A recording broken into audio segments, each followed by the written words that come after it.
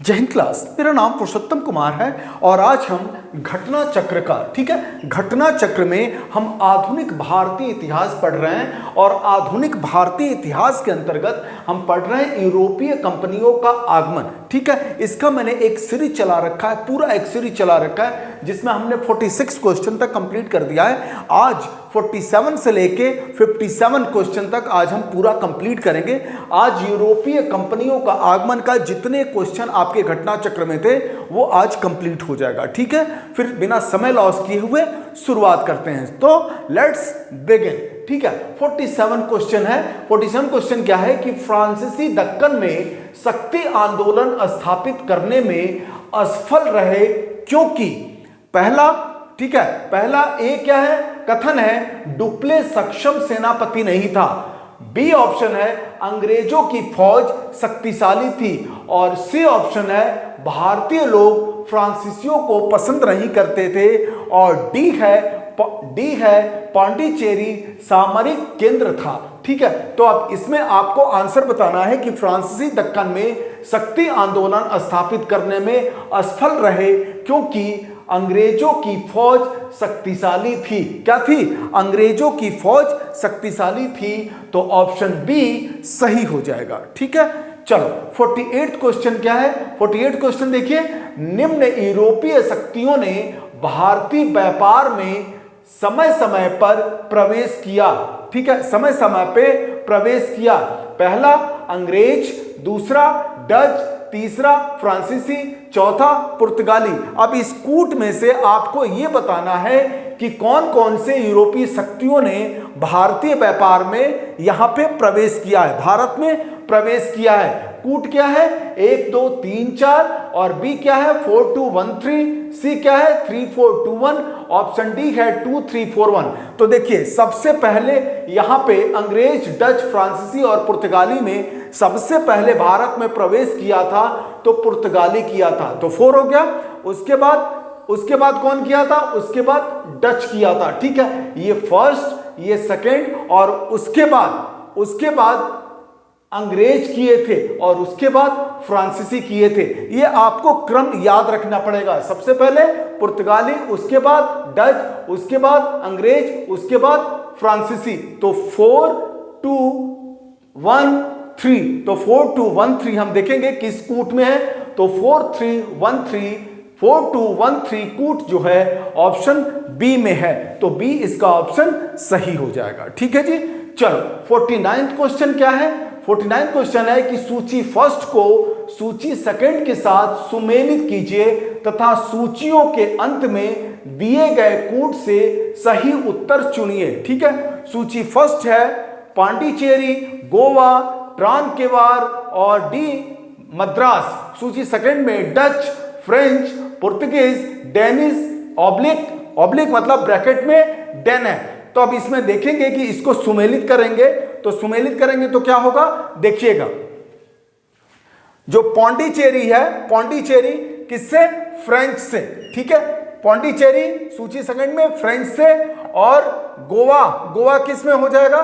तो गोवा पुर्तगीज में हो जाएगा और ट्रांकेबार आपका हो जाएगा डेनिश में और मद्रास हो जाएगा डच में। ठीक है, इसको हमने सुमेलित कर दिया। अब इस सुमेलित करने के बाद देखा हम लोगों ने तो क्या हो गया? 2 2 2 3 4 1, 2 3 4 1 है ना।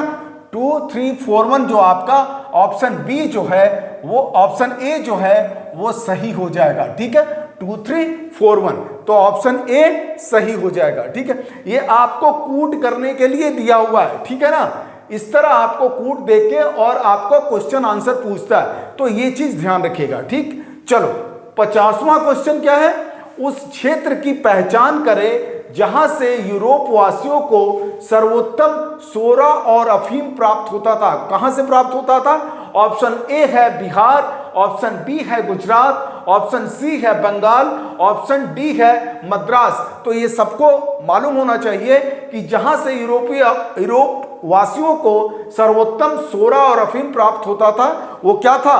बिहार था। तो ऑप्शन ए सही हो जाएगा। अब इसी क्वेश्चन को घुमा के फिर पूछ रहा है, ठीक है, 51वां क्वेश्चन, ठीक है, अंग्रेजी शासन काल में भारत का कौन सा क्षेत्र अफीम उत्पादन हेतु प्रसिद्ध था? सेम वैसे ही टाइप क्वेश्चन, ठीक है। Option A Bihar, option B Dakshin Bharat, option C Gujarat, option D Assam. तो सेम इसका आंसर क्या हो जाएगा? बिहार। ऑप्शन ए सही हो जाएगा। 52 क्वेश्चन है, निम्नलिखित यूरोपियों में से कौन सा एक स्वतंत्रता पूर्व भारत में व्यापारी के रूप में सबसे अंत में आए? तो सबसे अंत में कौन आया बताइए? ऑप्शन ए है डच, ऑप्शन बी है इंग्लिश, ऑप्शन सी है फ्रांसीसी, ऑप्शन डी है पुर्तगाली। तो सबसे यूरोपियों में से स्वतंत्रता पूर्व भारत में व्यापारी के रूप में सबसे अंत में कौन आया? तो फ्रांसीसी आया, ठीक है। यहां पे बताया था ना, यहां पे बताया था, देखो यहीं से क्वेश्चन है, फोर्थ में फ्रांसीसी आया था, लास्ट में यही आया था। तो यहां पे आंसर क्या हो जाएगा? ऑप्शन सी फ्रांसीसी। 53 क्वेश्चन है, निम्नलिखित में से किन स्थानों पर डचों ने अपने व्यापारिक अड्डे स्थापित किए? ऑप्शन ए है नागपट्टनम, चिंसुरा, मछलीपट्टनम। ऑप्शन बी है सूरत, भरूच, आगरा। ऑप्शन सी है कोचीन, अहमदाबाद, पटना। और ऑप्शन डी है उपरोक्त सभी। तो इसमें से देखिए कि निम्नलिखित में से किन स्थानों पर डचों ने अपने व्यापारिक अड्डे स्थापित किए? तो डचों ने अपने व्यापारिक अड्डे इन सारों पे, उपरोक्त सभी पे इन्होंने अपना क्या किए? व्यापारिक अड्डे स्थापित किए, चाहे वो नागपट्टनम, चिंसुरा, मछलीपट्टनम, सूरत, भरूच, आगरा, कोचीन, अहमदाबाद, पटना। ठीक है, ये 53 क्वेश्चन कंप्लीट हो गया। 54th क्वेश्चन है, अब शुरुआत करते हैं। 54th क्वेश्चन है कि निम्नलिखित पर विचार कीजिए। पहला क्या है विचार करने के लिए? पहला कथन है कि मृदा के स्वरूप तथा उपज के गुणों के आधार पर भूमि राजस्व का मूल्यांकन, ठीक है। और दूसरा कथन है युद्ध में चलती फिरती तोपों का उपयोग। और तीसरा है तंबाकू और लाल मिर्च की खेती। अब इसमें से क्वेश्चन पूछ रहा है कि उपयुक्त में से कौन सा ऑब्लिक से अंग्रेजों की भारत को देन थी या देन थी, ठीक है। तो ऑप्शन ए है केवल फर्स्ट, ऑप्शन बी है 1 और 2, ऑप्शन सी है 2 और 3, ऑप्शन डी है कोई भी नहीं, ठीक है। इन तीनों कथन को देख के आपको बताना है कि ये जो भी उपयुक्त जो कथन है उसमें अंग्रेजों की भारत की देन थी। तो इसमें ऑप्शन जो होगा वो क्या होगा? डी होगा।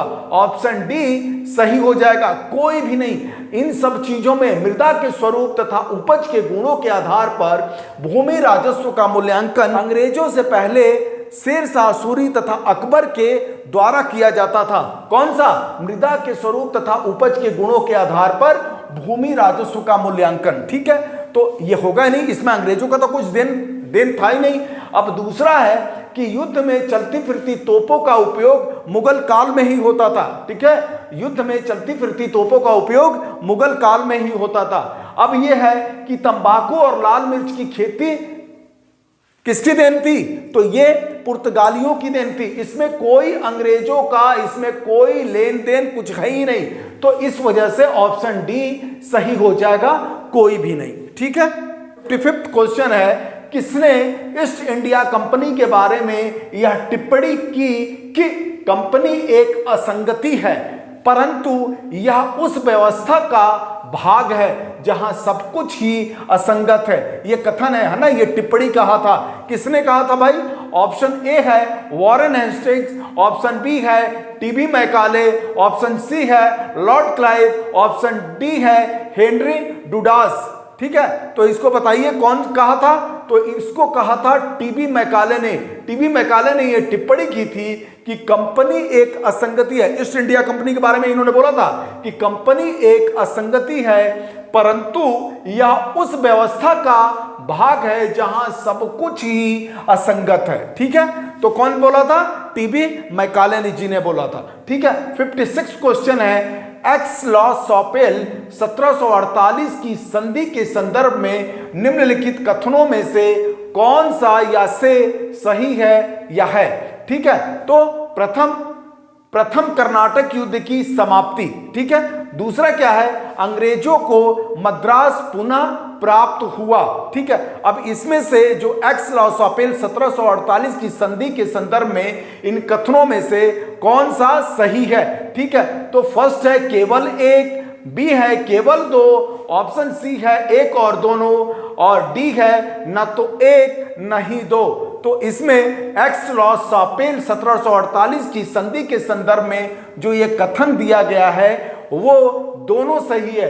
प्रथम कर्नाटक युद्ध की समाप्ति और दूसरा अंग्रेजों को मद्रास पुनः प्राप्त हुआ। ठीक है, तो ऑप्शन सी जो है वो सही हो जाएगा। एक और दो दोनों, मतलब प्रथम कथन और दूसरा कथन दोनों इस संदर्भ में जो कथन है वो सही है।